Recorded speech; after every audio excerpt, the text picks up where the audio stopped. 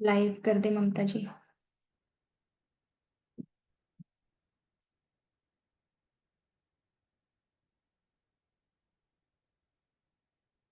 आत्मवंदन masters, आज के इस दिव्य ऊर्जामय सत्र में मैं आप सभी का स्वागत करती हूँ। तो चलिए मास्टर, मैं ज्यादा समय नहीं लूंगी। मैं सुजाता जी का वेलकम करती हूँ आज के इस सत्र में, जो हमें आज के ज्योतिर्लिंग की कथा और साथ साथ ध्यान की ओर भी ले चलेंगे। तो वेलकम सुजाता मैम।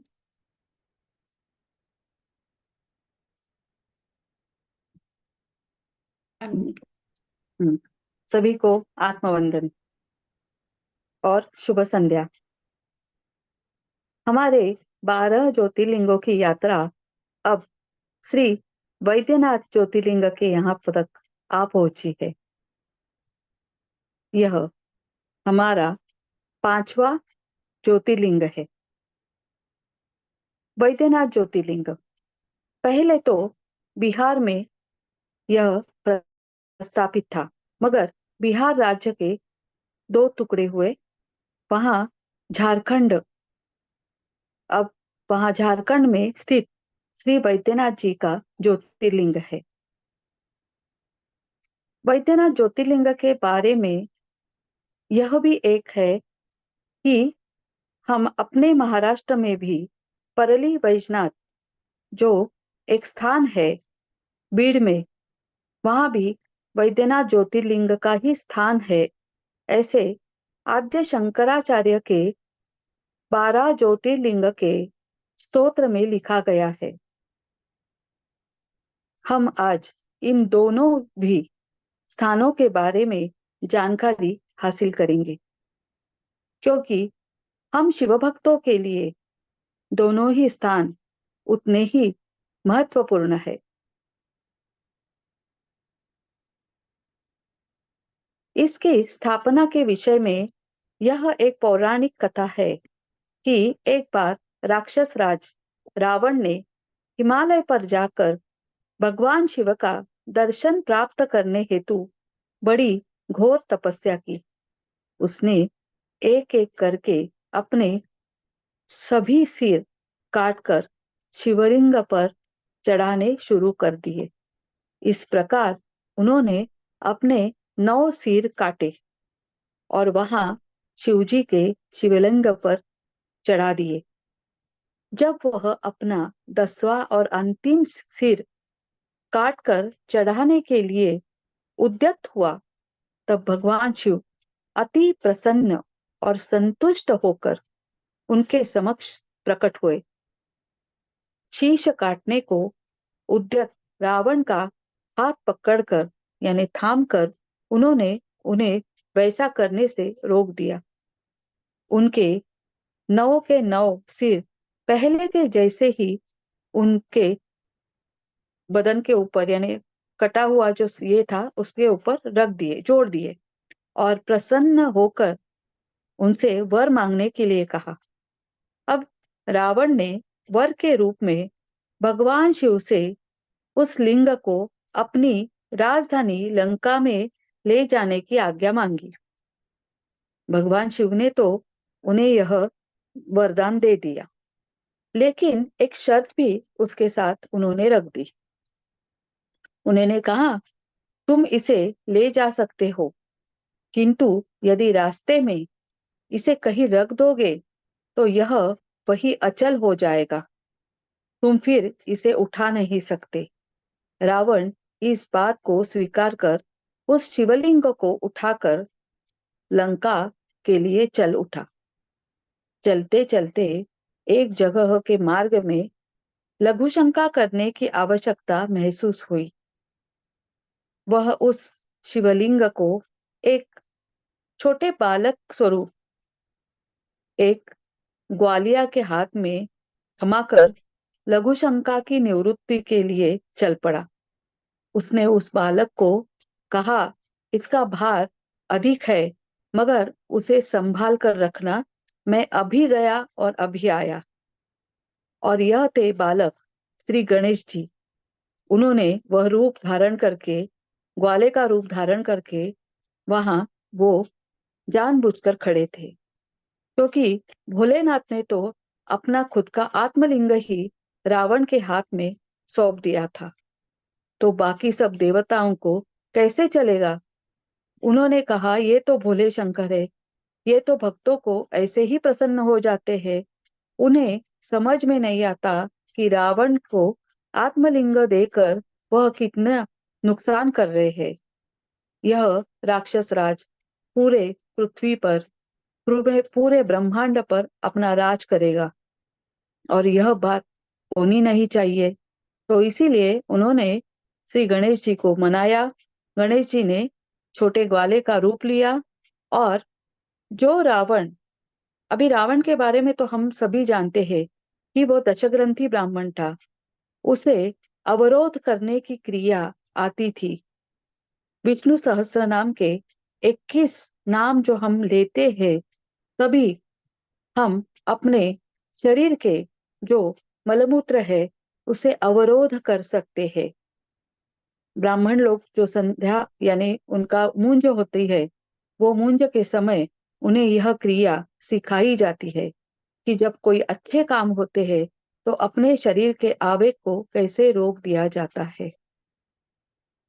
तो ये पता तो रावण को भी था, मगर फिर भी जो शरीर की दूसरी वाहिनी थी, जो इसे, इस कर्म को यानी इस लिंग को यहाँ रोकना चाहती थी, तो उसने उसका काम कर दिया और रावण को लघु शंका आ गई। फिर उसका भार उन्होंने उस ग्वाले के हाथ में दिया, उसे कहा, तो उस ग्वाले ने भी क्या कहा कि मैं 3 बार आपको पुकारूंगा, नहीं तो मैं चला जाऊंगा यहाँ रखकर, आप जल्दी आ जाइए। रावण को लगा मैं 1 मिनट में आ जाऊंगा, मगर वैसे हुआ नहीं। बच्चे ने 3 बार पुकारा, रावण आए नहीं और उसने वह लिंग वहां ही भूमि पर रख दिया और वह चल पड़ा। रावण जब लौट कर आए तो बहुत प्रयास करने के बाद भी उस शिवलिंग को वह किसी भी प्रकार से उठा नहीं सके। अंत में निरुपाय होकर उन्होंने उस पवित्र शिवलिंग पर अपने अंगूठे का एक निशान बनाकर उसे वही छोड़ा और वह लंका लौट गए। इससे जुड़ी और एक कथा कही जाती है। जो हम लोग गोकर्ण महाबलेश्वर जाते हैं, तो गोकर्ण में वो गाय का जो कान है, यानी लिंग का कान जो है, लिंग को रावण ने जमीन में धंसते हुए देखा, तो उसने उसे खींचने का प्रयास किया। तो जो खींचते खींचते जो उसका आकार हुआ, वो एक गाय का कान के जैसे आकार आया और वो उसका, वो गोकर्ण महाबलेश्वर वो प्रसिद्ध हुआ। ये कथा उससे थोड़ी सी लगभग परिचित है हमें, मगर गोकर्ण महाबलेश्वर का स्थान अलग जगह पे है और यह आत्मलिंग का स्थान अलग जगह पे है।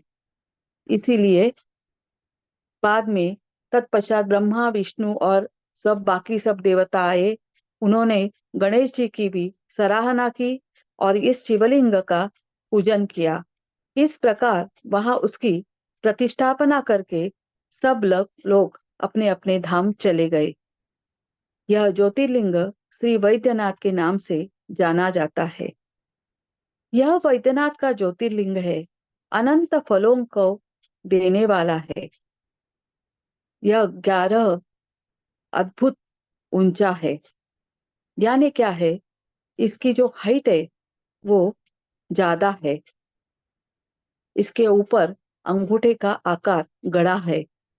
कहा जाता है कि यही निशान है जो रावण ने अपने अंगूठे से बनाया था। यहाँ दूर दूर के तीर्थों का जल आकर चढ़ाते हैं। रोग से मुक्ति पाने के लिए यह ज्योतिर्लिंग प्रसिद्ध है। पुराणों में बताया गया है कि जो मनुष्य इस ज्योतिर्लिंग का दर्शन करता है, उसे अपने समस्त पापों से छुटकारा मिल जाता है। भगवान शिव की कृपा उस पर सदा बनाए रहती है। दैहिक, दैविक और भौतिक कष्ट उसके पास भूल कर भी नहीं आते। भगवान भूतनाथ की कृपा से सारी बाधाएं, समस्या, समस्त रोग, शोक, दैन्य से छुटकारा पा जाते हैं। परम शांतिदायक शिवधाम की हमें प्राप्ति होती है। शिव की कृपा संसार के लिए हमें सुखदाई होती है। इसीलिए कभी भी हम सभी के कल्याण के लिए इसकी प्रार्थना करते हैं। ये था श्री वैद्यनाथ, जो अभी झारखंड में स्थित देवघर जिले में है, और यह त्रेता युग से एक ज्योतिर्लिंग और शक्तिपीठ है। शक्तिपीठ की एक उसकी और एक कथा है कि जब माता सती, जब उन्होंने अपने अपने ही पिता के यहाँ अपना देह त्याग किया था और वह आग में लिपटी हुई जल गई, भगवान शंकर जी को जब पता चला तो वह उसका जो शव था वो लेकर चिल्लाते हुए, रोते हुए सारी पृथ्वी पर घूम रहे थे। श्री विष्णु से यह देखा नहीं गया और एक साधारण मानव जैसे शिव यह व्यवहार कर रहे थे, इसीलिए उन्हें बड़ा दुख हुआ और उन्होंने इस सती माता की देह के टुकड़े टुकड़े कर दिए।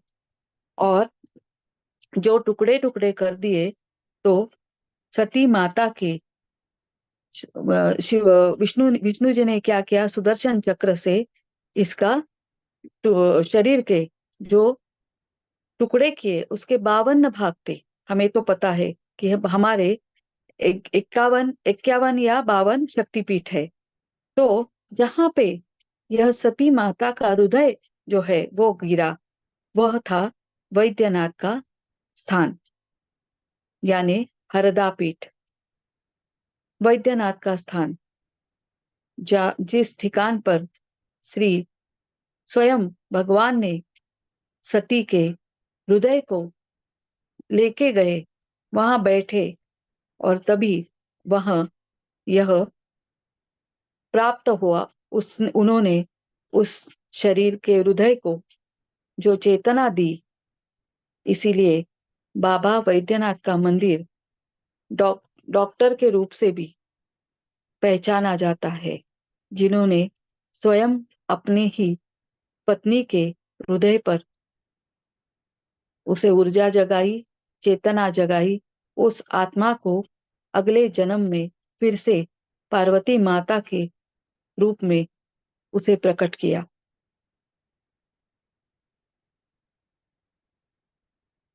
वैसे तो 64 ज्योतिर्लिंग है, मगर उसमें से 12 ज्योतिर्लिंग ही शुभ और पवित्र है।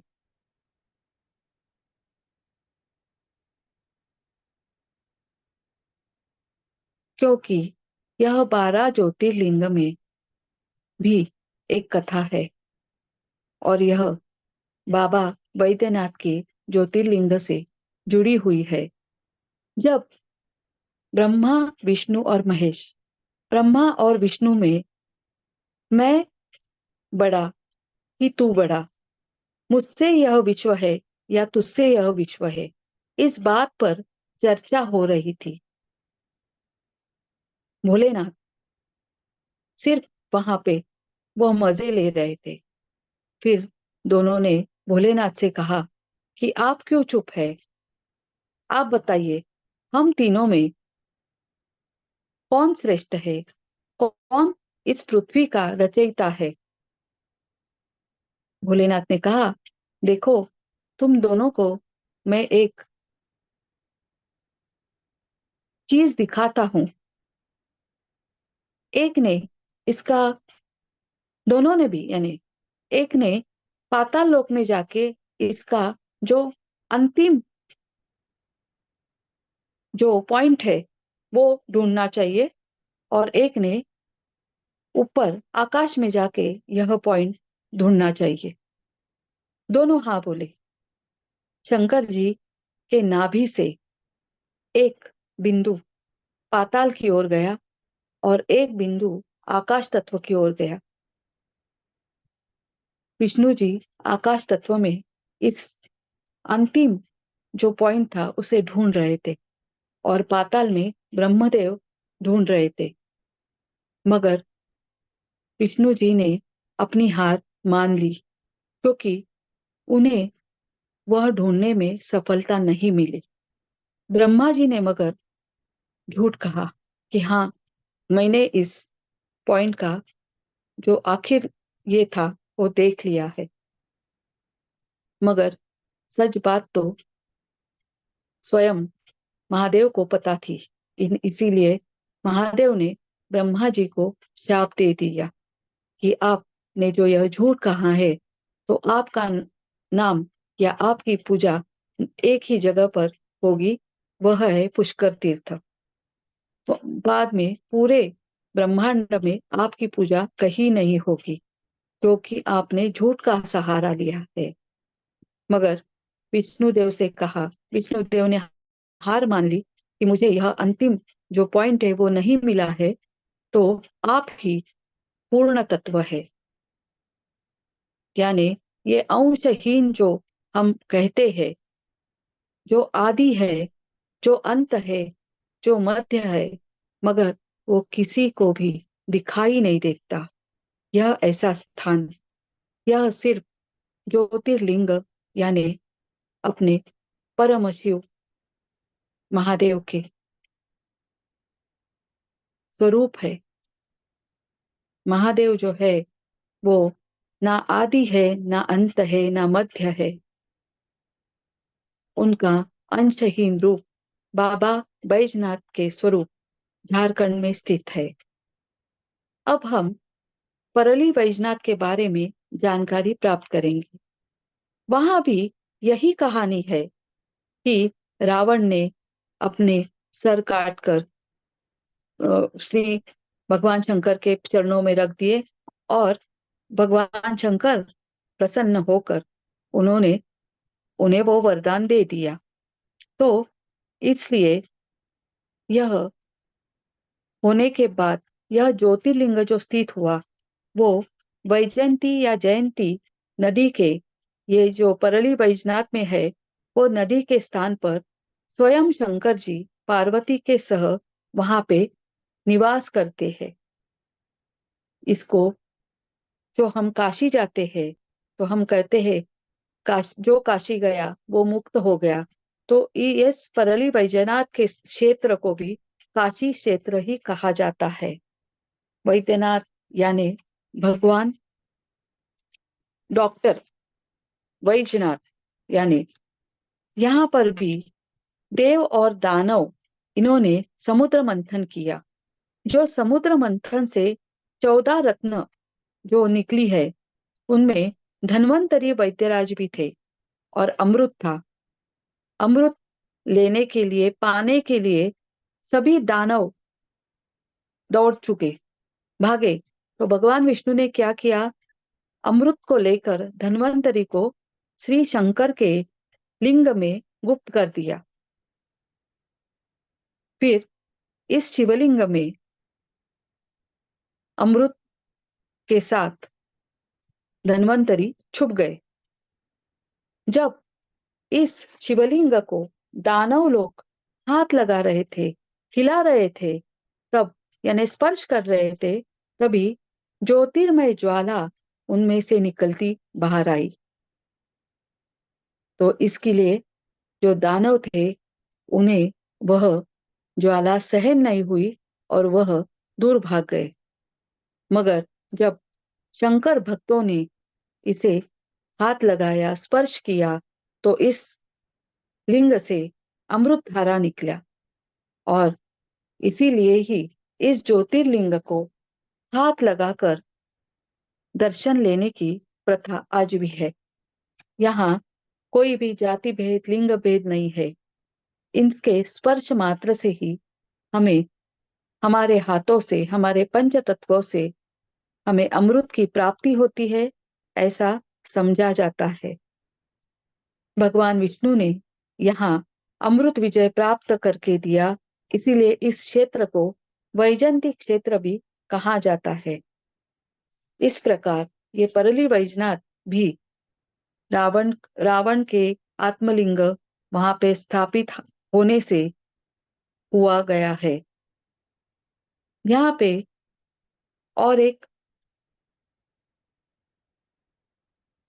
जानकारी मिलती है हमें कि यहाँ पे जो वैद्यनाथ जी की पिंड है यानी लिंग स्वरूप, वह शालिग्राम रूपी है। वह एकदम सॉफ्ट है और प्रसन्न है और बड़ी है। इतनी बड़ी है कि जो बाकी के 12 ज्योतिर्लिंग की जो लिंग की जो साइज है, उससे भी यह सबसे बड़ी है। इसीलिए यह क्षेत्र बहुत ही सुंदर है। यहाँ 4 द्वार है। चार ही द्वार से हम कौन से भी द्वार से अंदर आ सकते हैं और श्री भगवान ज्योतिर्लिंग का दर्शन ले सकते हैं। यहाँ आकर हम अपने जो रोग है, ताप है, वो सब हम भगवान के चरणों में रखकर हमारे आरोग्य की कामना कर सकते हैं।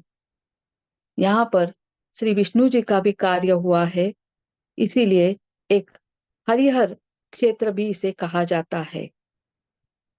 यहाँ पे मार्कंडेय ऋषि है कि उनको भी यम के पाश से श्री भगवान शंकर ने छुड़ाया था, इसीलिए यह अमृतेश्वर ज्योतिर्लिंग भी कहा जाता है। आरिद्रा नक्षत्र पर आरिद्रा नक्षत्र जो रहता है, उसमें रात्रि में शिव की प्रथम ज्योतिर्लिंग स्वरूप प्रकट हुए। इसीलिए ना आदि ना अंत ना मध्य, ऐसे यह ज्योतिर्लिंग की हम जलाभिषेक करके उपासना करते हैं, प्रार्थना करते हैं, उनके दर्शन करते हैं। यह वैद्यनाथ हमें हमारे आरोग्य की कामना करते हुए हमारे जीवन में अमृत धारा बरसाने के लिए हम उनसे प्रेरित होकर उनकी हम पूजा अर्चना करते हैं और यह दोनों ज्योतिर्लिंगों का हम दर्शन लेते हैं। हमारे लिए यह दोनों ज्योतिर्लिंग अलग नहीं है। स्वयं यहाँ ज्योति स्वरूप, अग्नि स्वरूप महादेव बसते हैं और उनके साथ माता पार्वती भी यहाँ पे, यानी शक्ति भी उनके साथ है। शिव और शक्ति दोनों मिलाकर हम सभी को वह उत्तम आरोग्य की प्राप्ति कराते हैं। तो चलिए अब हम ध्यान के लिए तैयार होते हैं और ध्यान के माध्यम से हम इस ज्योतिर्लिंग की चेतना से जुड़ जाते हैं। जहाँ हम बैठे हैं वहाँ सुखासन, पद्मासन, आरामदायक स्थिति में बैठेंगे। पंच तत्वों को हम अपने पूरे हाथों में इकट्ठित करके अपने गोदी में रखेंगे। आप जैसा कंफर्टेबल हो वैसे आप बैठ जाइए। आंखों के ऊपर का चश्मा हम निकाल देंगे और ध्यान के लिए तैयार हो जाएंगे।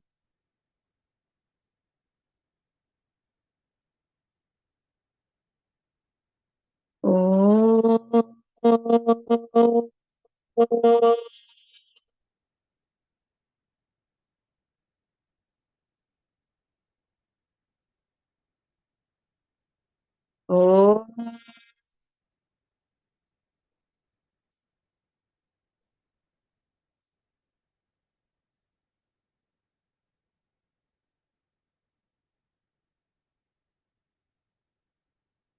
ओम।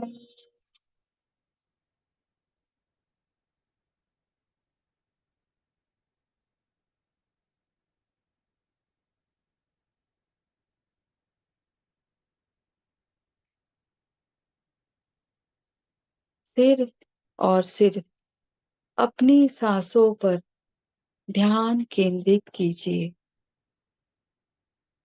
आने वाली सांस और जाने वाली सांस।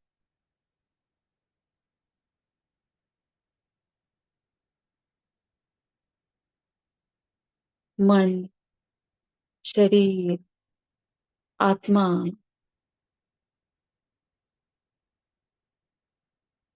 आहिस्ता आहिस्ता तनाव रहित हो रहा है।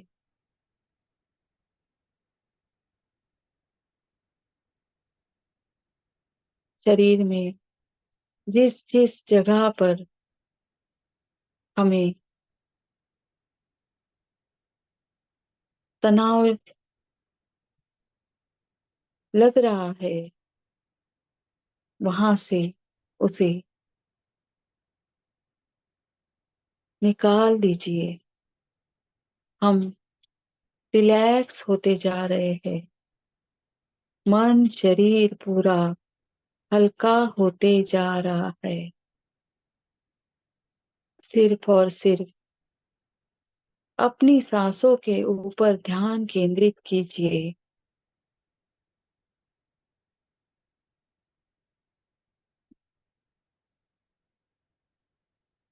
और इस शिव तत्व को अपने अंदर जागृत करने के लिए तैयार हो जाइए। इस ध्यान के माध्यम से हम उस परमात्मा की शक्ति से, ऊर्जा से खुद को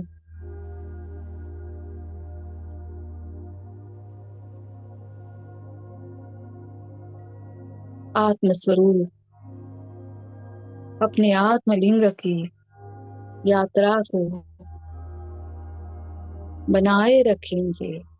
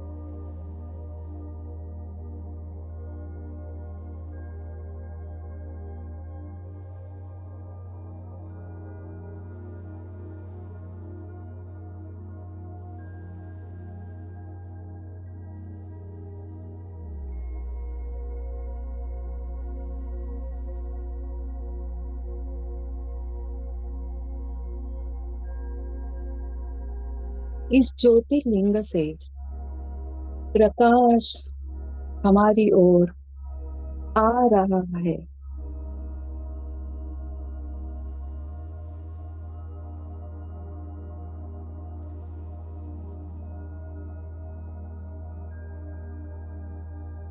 सर्वोच्च से अंशहीन वास्तव्य, जिससे शिव अंशतः प्रकट होते हैं, और यह ज्योतिर्लिंग कहलाता है।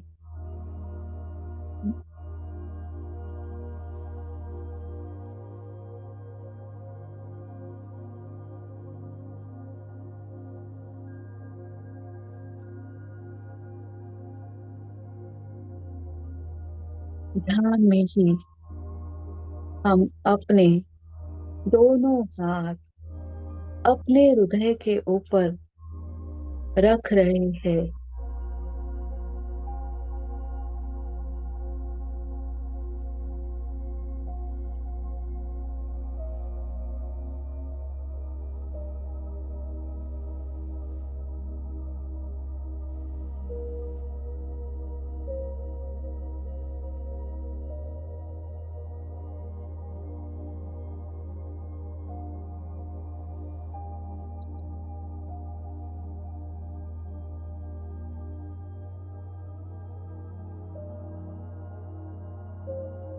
हमारी कानों से हमें यह संगीत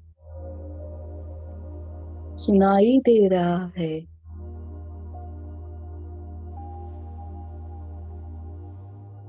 स्वयंभू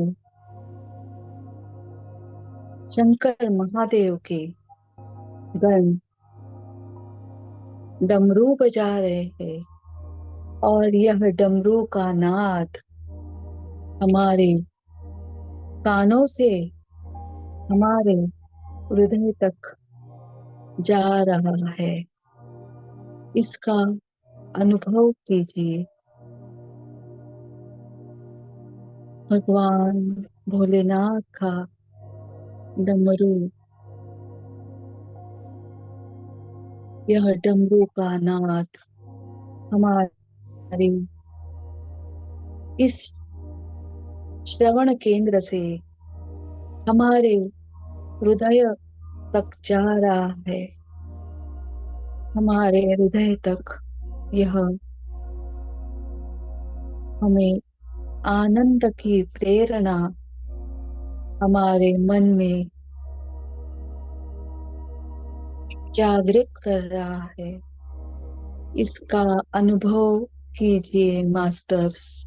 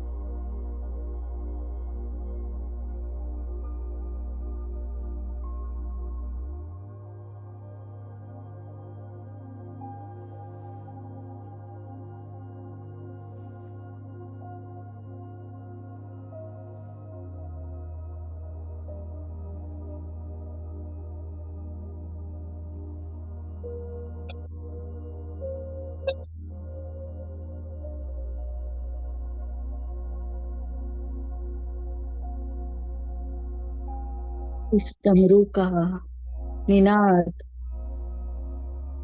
हमारे हृदय में बस रहा है। हमारा हृदय पूरी तरह से इस डमरू के नाद पर डोलने लगा है।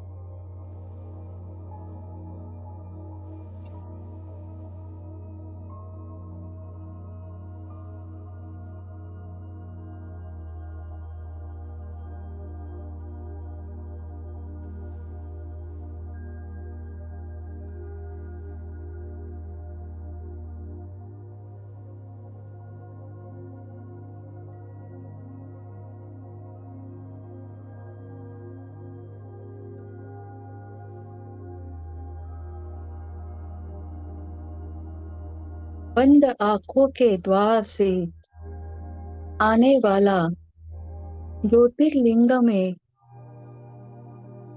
जो प्रकाश है, जो ऊर्जा है, वह हमारी आंखों से हमारे हृदय में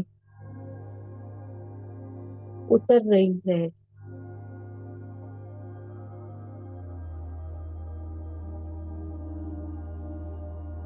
ज्योतिर्लिंग से निकलने वाली ऊर्जा हमारी आंखों के अंदर से हमारे हृदय तक पहुंच रही है।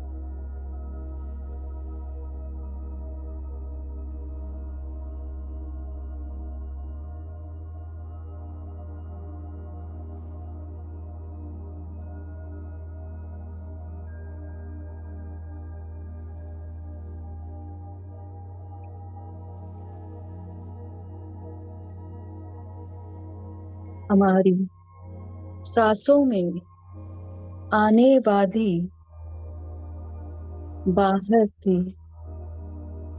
सुगंध की लहरें हमारे हृदय को स्पर्श कर रही है।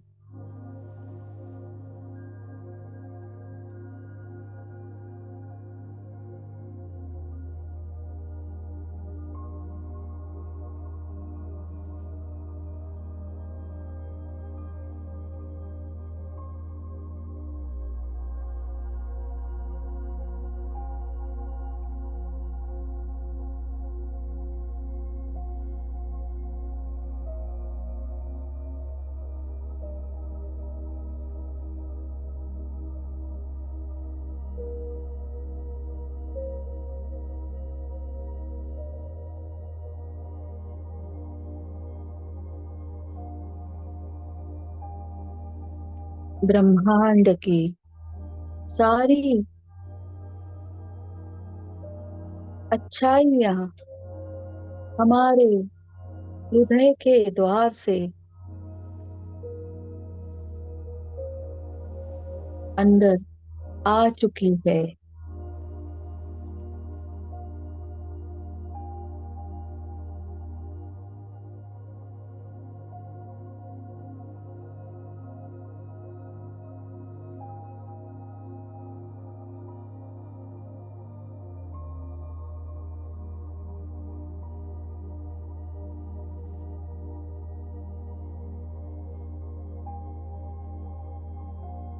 हमने अपने दोनों हाथ अपने हृदय के ऊपर रख दिए हैं। कानों से मधुर ऐसे डमरू की लय हमारे हृदय में भर दी है। बंद आंखों से ज्योतिर्लिंग से आने वाली ऊर्जा, प्रकाश हमारे हृदय के अंदर समा गई है। इस पवन के द्वारा हमारे सांसों से बहुत ही मधुर ऐसी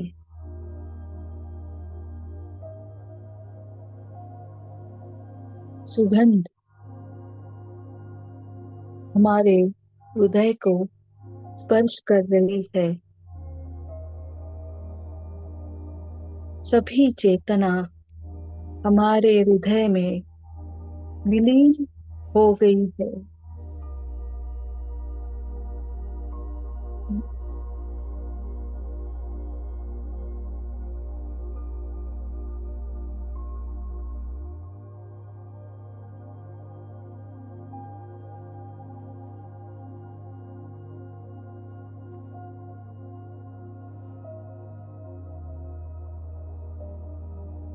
हमारा हृदय रोमांचित हो चुका है।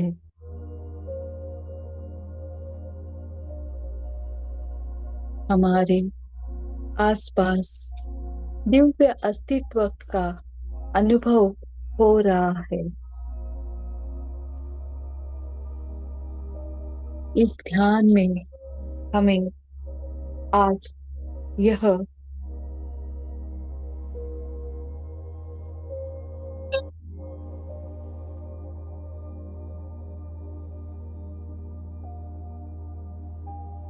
अनुभव हो रहा है कि हमारे आसपास दिव्य अस्तित्व उपस्थित हो चुके हैं। हम शिव तत्व की आराधना कर रहे हैं।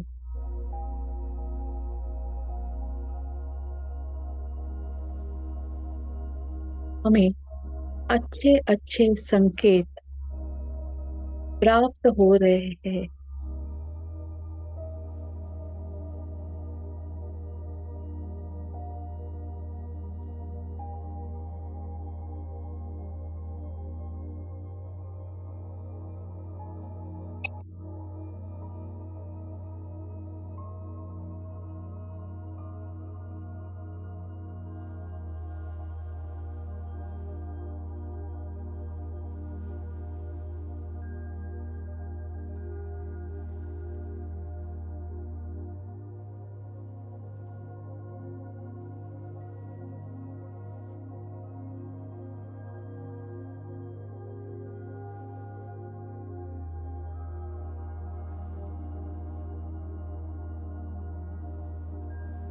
एक दिव्य प्रकाश ऊर्जा जो ज्योतिर्लिंग से निकलकर हमारी आंखों के द्वारा हमारे हृदय तक पहुंच रही है। हमारा हृदय उस ऊर्जा से प्रकाशमान हो गया है।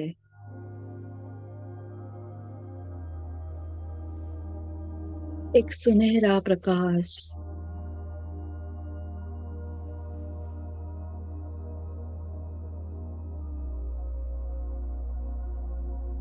हृदय इस स्वर्ण प्रकाश से पूरा भर चुका है।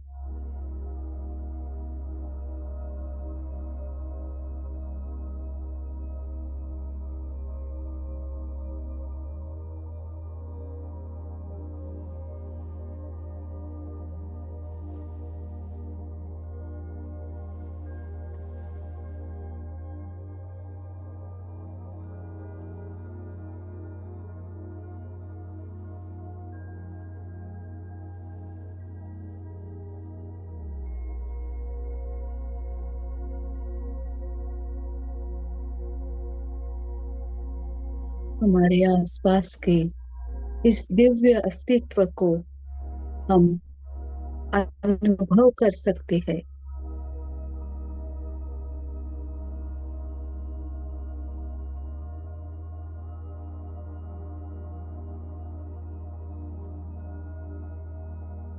सुगंधित पुष्पों के सुवास हमें आ रहे हैं। हमारे कानों में मधुर संगीत बज रहा है। हमारा हृदय रोमांचित हो चुका है। हमारे नेत्रों से ज्योतिर्लिंग से निकला हुआ एक ऊर्जा का स्रोत हमारे पूरे हृदय को स्वर्णमय कर दिया है।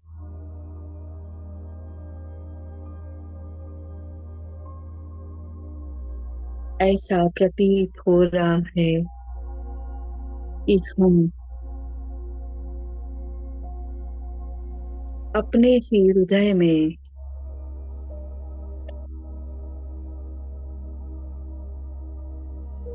कैलाश पर्वत पर ध्यानस्थ ध्यान मग्न होकर बैठे हैं। इसका अब हम अनुभव ले रहे हैं।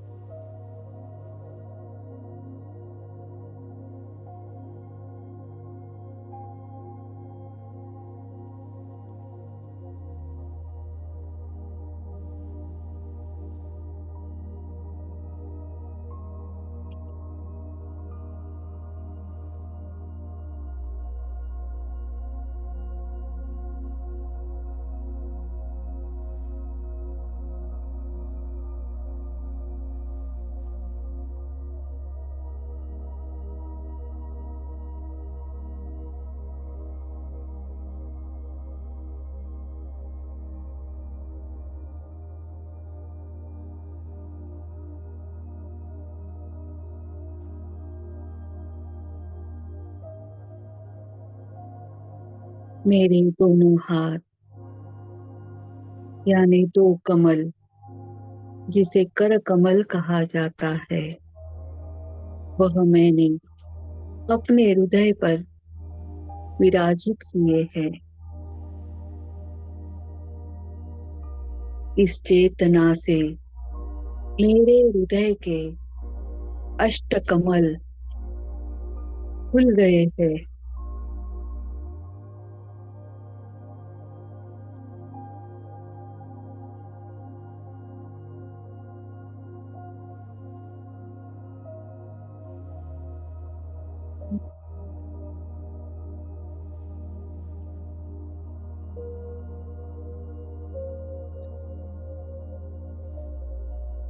मेरे शरीर के सभी इंद्रिय जो अवयव है, वो अब मेरे हृदय में विलीन हो रहे हैं।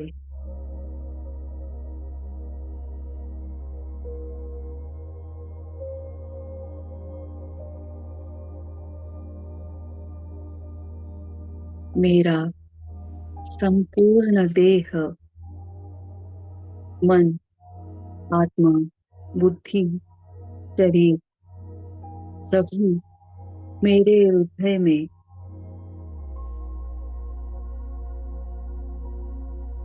मेरे इस अष्टक दल कमल में विलीन हो रहे हैं। और यह मैं स्वयं देख रही हूँ।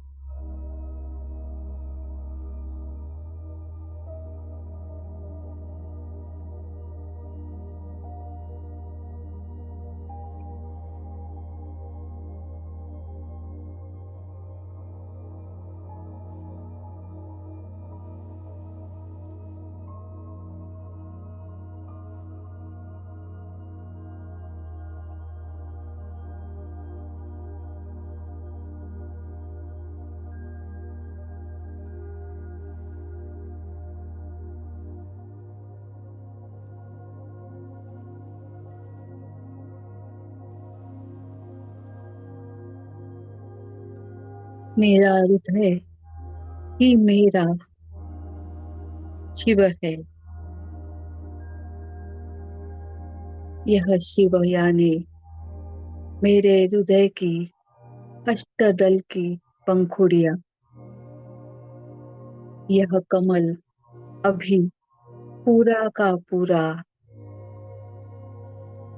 ओपन हो चुका है, खुल गया है। मेरा शरीर, देह, बुद्धि, आत्मा, मन सभी इसमें समा गए हैं। मेरे शरीर के इंद्रिय इस सब यह इस कमल दल की पंखुड़ियां है।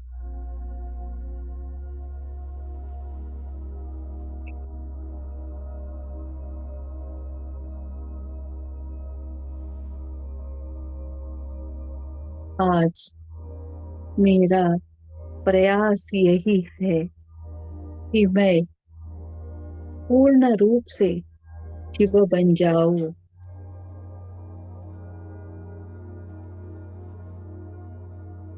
और शिव तत्व में विलीन हो जाऊं।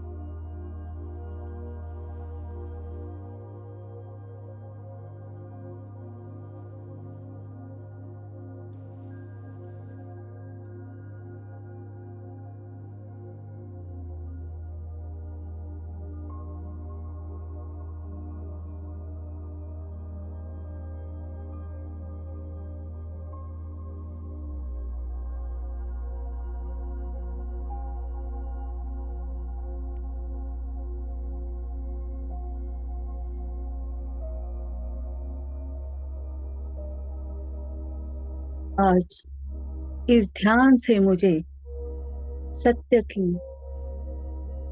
सत्य का शोध, सत्य के बारे में जानकारी प्राप्त होने की एक दिशा मिल चुकी है।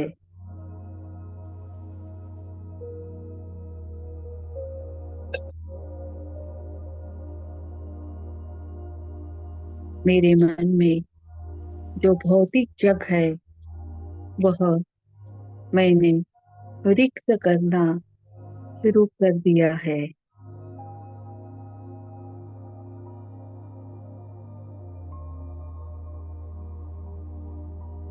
जब हम अपने हृदय में इंद्रिया समेत विलीन हो जाते हैं तभी हमारे बुद्धि का कार्य थम जाता है।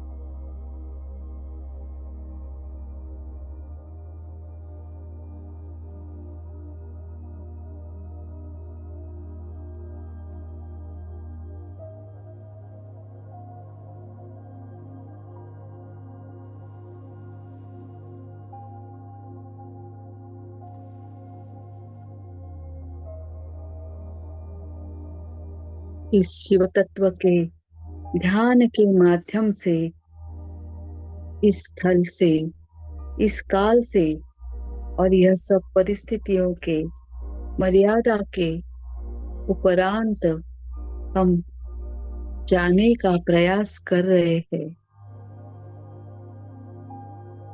हम स्थिर होने की कोशिश कर रहे हैं।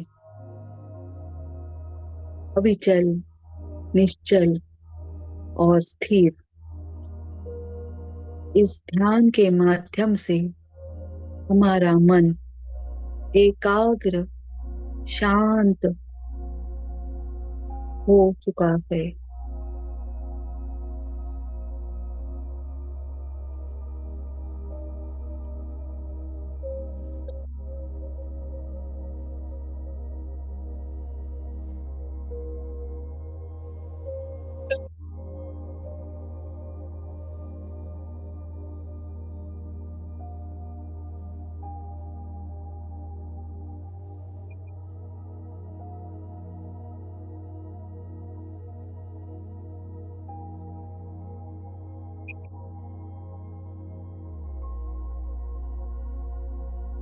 ध्यान करते वक्त हम अगर मस्तिष्क से नाभि तक जाने का प्रयास करेंगे तो वहां पे मन और बुद्धि का द्वंद्व हमें हृदय तक भी पहुंचने नहीं देता। मगर जिस वक्त हम अपने हृदय से परिवर्तन की कोशिश करते हैं, यानी दिल से हम यह प्रयास करते हैं, तभी हम अपने नाभि केंद्र के पहुंच जाते हैं।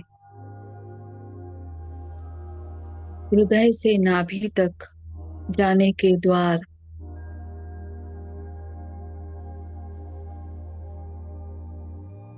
यह मार्ग बहुत ही सरल है, मगर मस्तिष्क से नाभि तक जाने का मार्ग बहुत ही कठिन है।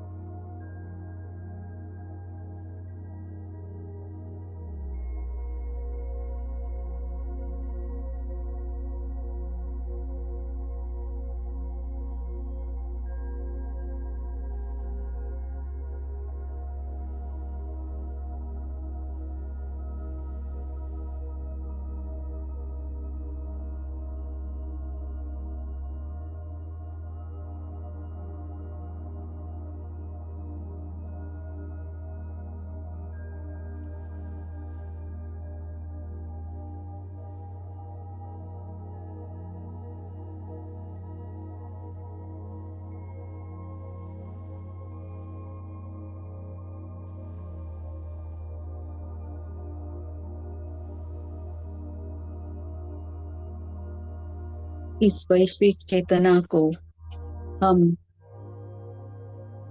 अपने सांस की ऊर्जा से अपने हृदय तक पहुंचा रहे हैं। हमारी सांस ऊर्जात्मक रूप से हमारे हृदय में बह रही है।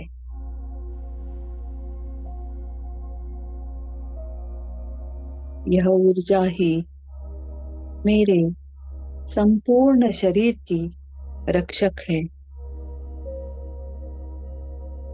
जो अष्टदल कमल मेरे हृदय के अंदर खुल चुका है, यह कमल यानी मेरे जीवन में होने वाले बदलाव की एक एक पंखुड़ी है। मैंने प्रेम को अपनाया है। मैंने त्याग को अपनाया है। मधुरता, सौम्यता, शीतलता,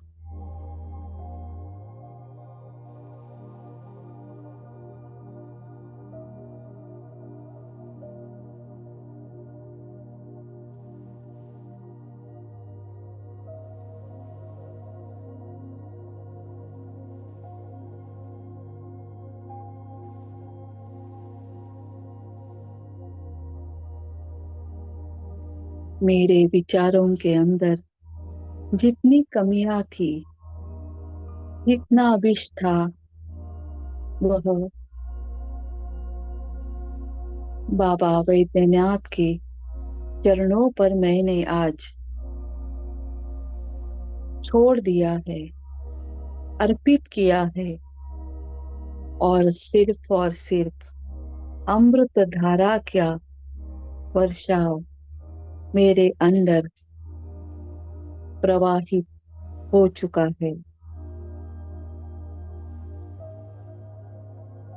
अहंकार, क्रोध, गुस्सा, विचारों का जहरीलापन, उससे निर्माण हुई मेरे शरीर में रोग की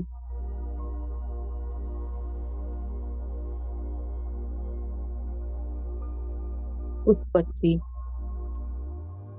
मेरे विचारों में आई हुई खोट, मेरे व्यवहार से जिन जिन को मैंने दर्द दिया है, दुख पहुंचाया है, अपमान किया है, वह सब आज मैंने बाबा भोलेनाथ के चरणों पर विलीन किया है। उनके चरण कमल स्पर्श मैंने मेरे माथे पर हुए हैं। मेरा हृदय सिंहासन हिल चुका है। इस वैश्विक ऊर्जा से मैंने सिर्फ और सिर्फ प्रेम की अमृत धारा इस विशाल हृदय पर प्रस्थापित की है। मेरी वाणी के ऊपर यह अमृत धारा विराजमान हुई है। मेरी आंखों से यह अमृत धारा करुणामय रूप से सभी प्राणियों के ऊपर पड़ रही है। मैं कानों से सिर्फ और सिर्फ अच्छा और मेरे लिए जो सही है वही सुन रही हूँ। मेरा मन विशाल हो चुका है।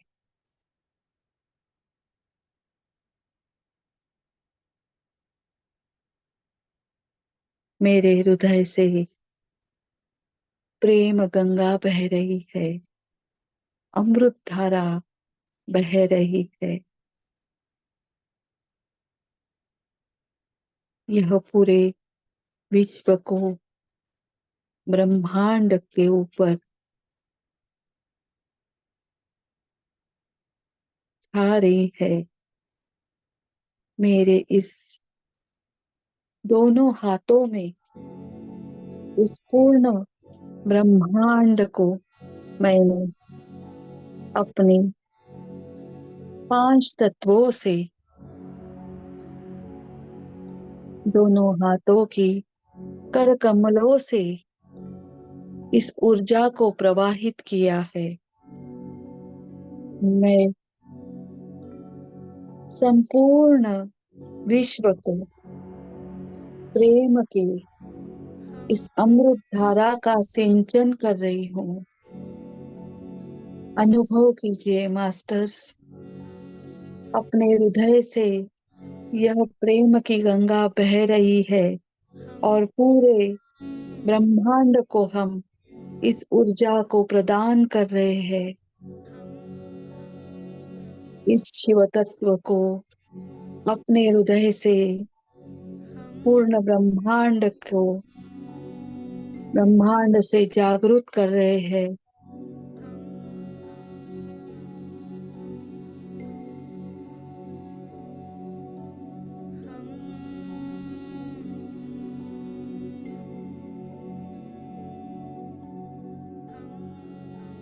संपूर्ण ब्रह्मांड ऊर्जावान अमृत धारा से सिंचित हो रहा है।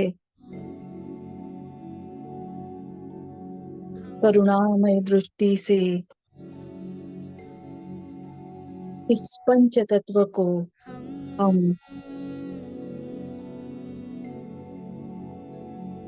शुद्ध कर रहे हैं। हमारा शरीर, हमारा मन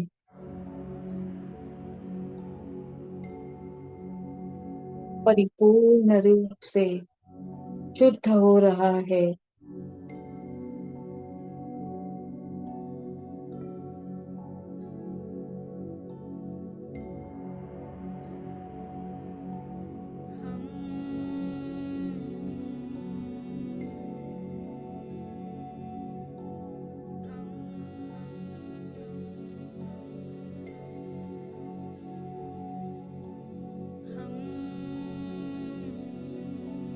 विचारों के माध्यम से,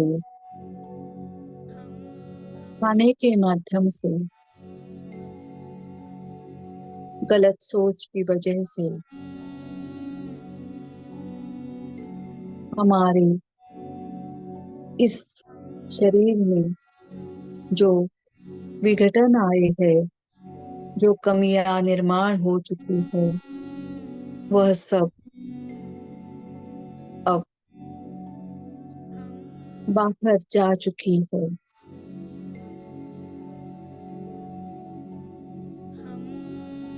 ध्यान के माध्यम से हमने इस शरीर को, मन को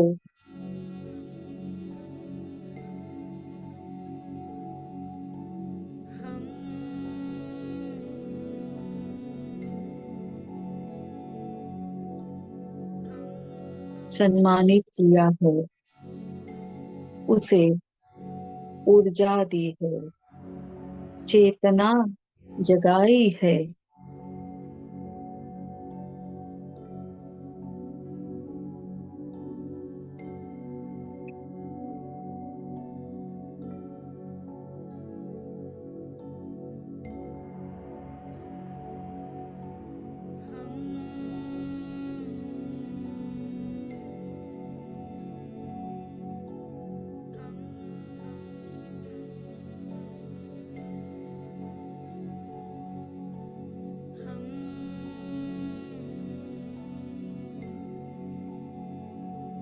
हमारे हृदय से इस ब्रह्मांड को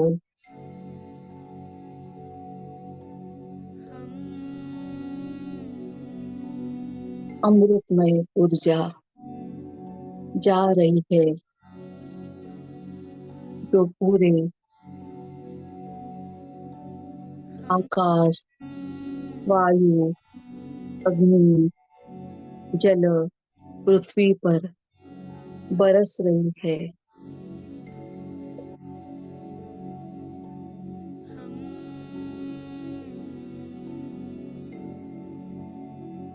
इस पंच तत्व के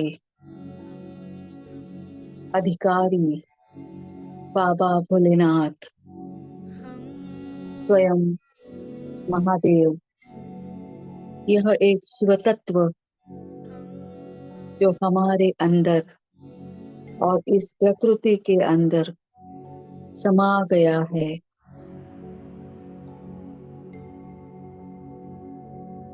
प्रकृति जो बाहर है वही हमारे भीतर है और उसे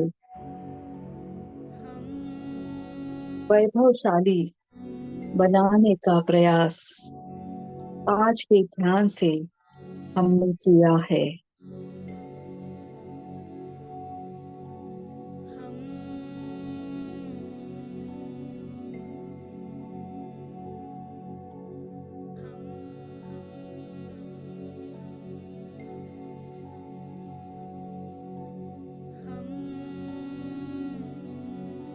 हमने अपने दोनों हाथों से यानी दोनों कर कमलों से अपने हृदय कमल से अपने नाभि कमल तक जाने का प्रयास किया है।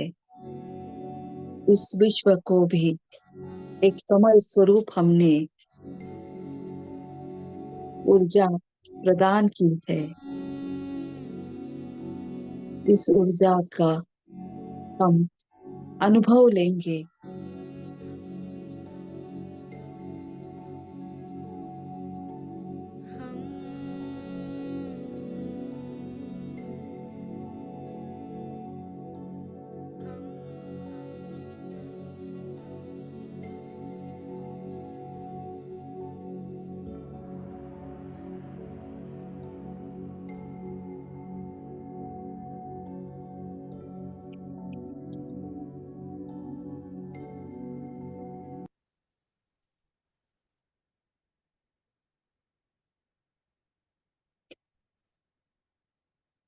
इस ध्यान के अब आखिरी 5 मिनट सिर्फ बाकी है।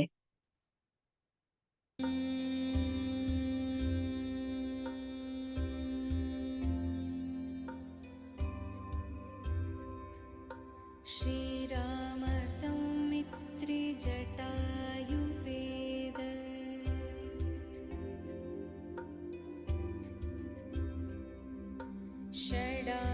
षडाननादित्य कुजार्चिताय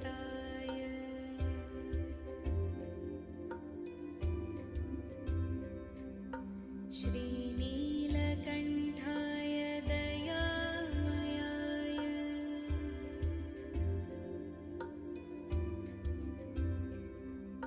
श्रीवैद्यनाथाय नमः शिवाय श्रीवैद्यनाथाय नमः शिवाय गङ्गाप्रवाहेन्दुजटाधराय त्रिलोचनाय स्मरकालहन्त्रे समस्तदेवैरपि पूजिताय श्रीवैद्यनाथाय नमः शिवाय श्रीवैद्यनाथाय नमः शिवाय भक्तप्रियाय त्रिपुरान्तकाय पिनाकिने दुष्टहराय नित्यं प्रत्यक्षलीलाय मनुष्यलोके श्रीवैद्यनाथाय नमः शिवाय श्रीवैद्यनाथाय नमः शिवाय प्रभूतवातादिसमस्तरोग प्रणाशकर्त्रे मुनिवन्दिताय प्रभाकरेन्द्वग्निविलोचनाय श्रीवैद्यनाथाय नमः शिवाय श्रीवैद्यनाथाय नमः शिवाय वाक्श्रोत्रनेत्राङ्घ्रिविहीन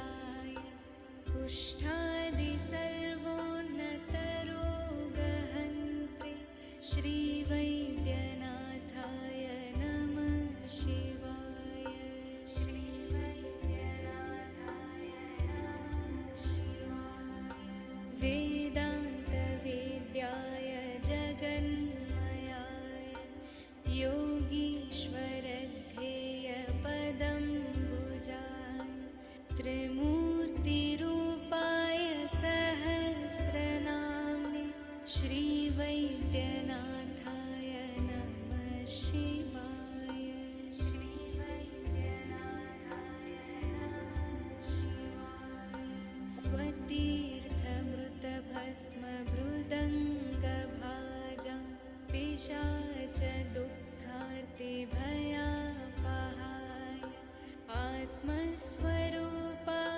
शरीरभाजा श्रीवैद्यनाथाय नमः शिवाय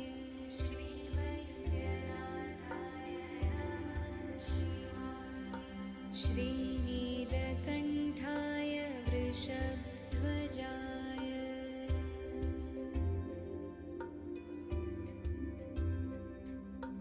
स्रग्गन्धभस्माद्यपि शोभिताय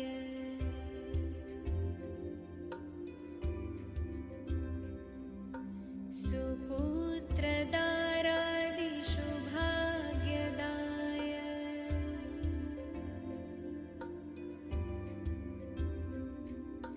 श्रीवैद्यनाथाय नमः शिवाय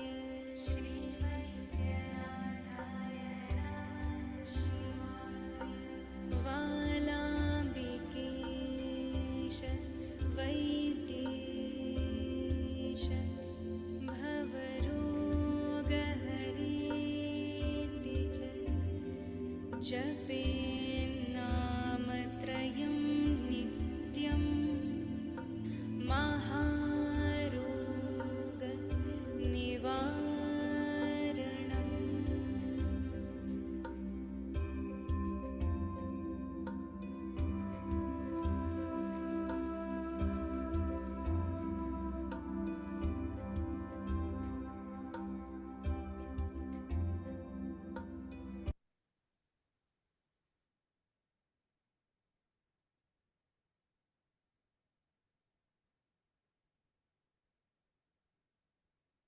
अब हम आहिस्ता आहिस्ता अपने भौतिक जगत में पुनः वापस आ रहे हैं। अपने हाथ पैरों की थोड़ी सी जागृति ला दीजिए। दोनों हाथों को विलग कर दीजिए और एक में के ऊपर घर्षित कर दीजिए। जो मिली हुई ऊर्जा है उन्हें आंखों के ऊपर रख दीजिए। जिन्हें ध्यान कंटिन्यू करना है वह कर सकते हैं। हम सभी अपने गुरुजनों का, मास्टर्स का, 12 ज्योतिर्लिंगों का, हमारे साथ ध्यान में जुड़े हुए सभी ध्यान रूपी आत्माओं को नमन करते हुए, धन्यवाद करते हुए इस ध्यान से अब हम बाहर आ रहे हैं।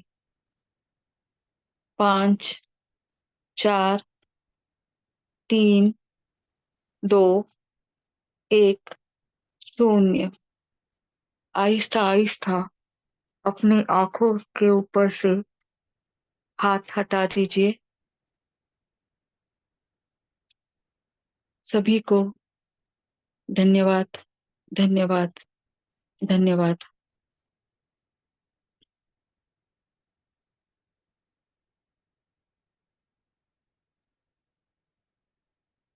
ध्यान से बाहर आए हुए हो तो आप पानी पी सकते हो।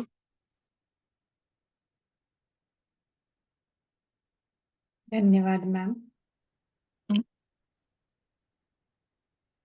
धन्यवाद। बहुत ही अच्छा, शुरुआत से ही ऊर्जा का महसूस हो रहा था और थैंक यू सो मच। आज और भी अधिक ऊर्जा अभी भी महसूस हो रही है। हाँ, thank you ma'am.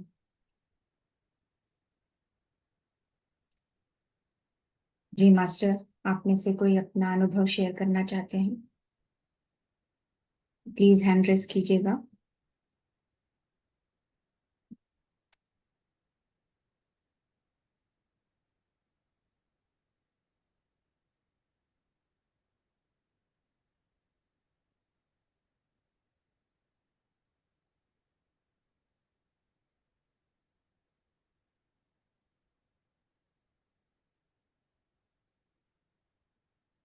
Master ji Shiv Prakash. Ma'am,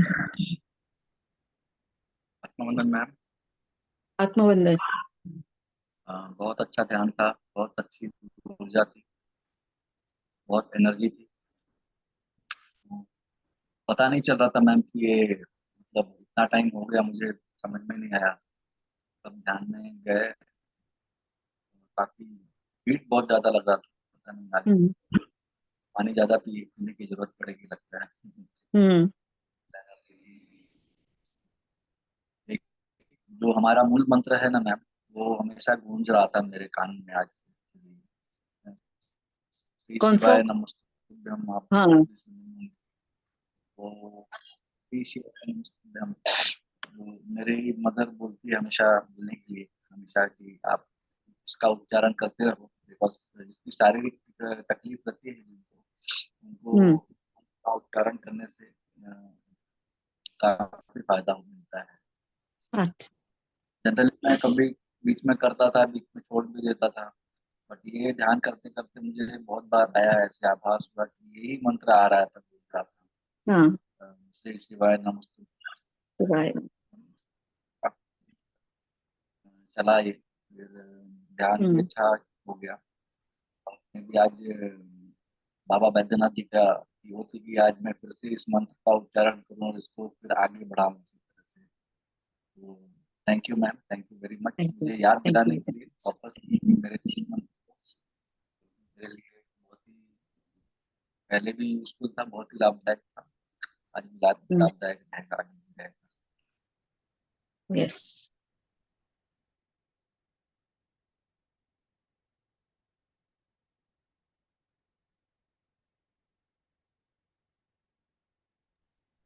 ji Ragini ji unmute कीजिए।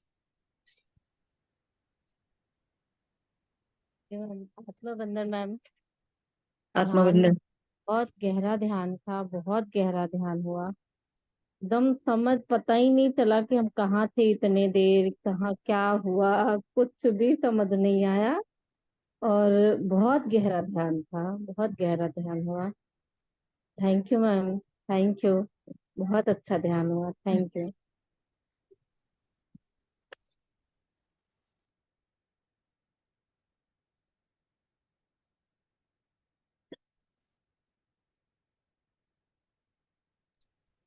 जी जी कमल जी आप अनम्यूट कर लें। हाँ, आत्मवंदन सभी को। आज ये मेरे को लगता है जो ज्योतिर्लिंग के जो हैं ध्यान, वो step by step everyday higher होते जा रहे हैं। यस। आज तो कुछ बोलने का भी मन नहीं हो रहा है मेरे को। आज तो कुछ अलग ही फीलिंग है। यस। बहुत इंटेंस ध्यान मैम, आप बहुत इंटेंस ध्यान कराते हैं। धन्यवाद। Thank you. मैं सच बोलूं, मैं नहीं, पता नहीं है क्या हो रहा है। हम सिर्फ माध्यम है, मुझे भी पता नहीं चलता है कि क्या हो रहा है। और वो वाइब्रेशन तो मुझे भी है, अभी भी है। तो समझ में आ रहा है कि कुछ अलग है। सिर्फ इतना ही है कि शिव बाबा की हम सब पर कृपा है और हमारा ध्यान अच्छी तरह से हो रहा है, उतना ही।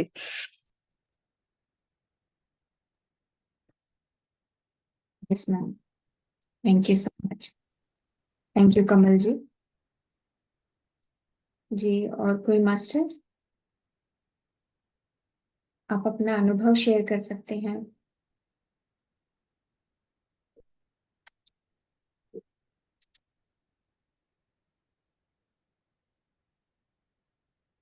ठीक ठीक है मैम, अभी किसी का हैंड रेज नहीं है, तो ठीक है। हम दोबारा आपसे मिलेंगे रविवार को। ठीक है मास्टर, आप सभी ओके। धन्यवाद, आप सब यहाँ पे जुड़कर डेली ध्यान कर रहे हैं, और यूट्यूब से भी हमारे साथ जो मास्टर जुड़े हैं उन्हें भी मैं धन्यवाद करती हूँ। और जो भी मास्टर इसे दोबारा सुनना चाहते हैं और दोबारा ध्यान करना चाहते हैं तो रिकॉर्डिंग से आप जरूर कीजिएगा। Thank you so much. Thank you Sujata ji, thank you. Thank you. Thank you.